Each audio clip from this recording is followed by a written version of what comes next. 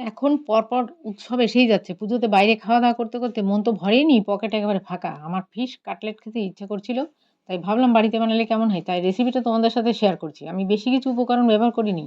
রেসিপিটা ঘরোয়াভাবে রাখার চেষ্টা করেছি। ১ম এ ভোলা মাছ সামান্য নুন দিয়ে সেদ্ধ করে নিয়েছি। বেশিক্ষণ রাখবো না, এতে মাছের টেস্ট নষ্ট হয়ে যাবে। নামিয়ে ঠান্ডা করে কাটা বেছে নিয়েছি। এই মাছটাতে খুব কম কাটা আছে, তাই ব্যবহার করেছি। তোমাদেরও সমস্যা হবে না।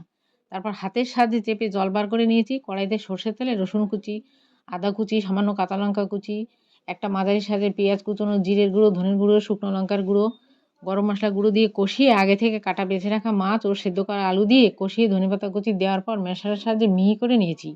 তারপর প্রয়োজন মতো নুন দিয়ে কাটলেটের মিশ্রণটা রেডি করে নিয়েছি।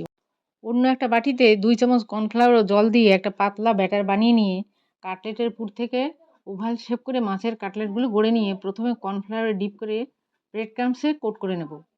তোমরা ব্রেড ক্রাম্বসের জায়গায় বিস্কুটের গুঁড়ো ব্যবহার করতে পারো। আমার কাছে বাড়িতে ছিল তাই দিয়েছি। আমি ডাবল কোট করেছি, তোমরা চাইলে সিঙ্গেল কোট করতে পারো। তবে ডাবল কোট করলে বেশ ক্রিস্পি হয়। এবার কড়াইতে সাদা তেলে ২-১ মিনিট এপিট ওপিট করে ভেজে নিলেই ফিশ কাটলেট একেবারে রেডি। বিশ্বাস করো, দোকানের মতো হয়েছিল। এতটা দারুণ হয়েছিল যে একদিনেই সব শেষ। তোমরা এই রেসিপিটা ভাইফোঁটায় বানাতে পারো। সবাই ভাববে এত কম সময়ে কাটলেট কোথা থেকে অর্ডার করলে?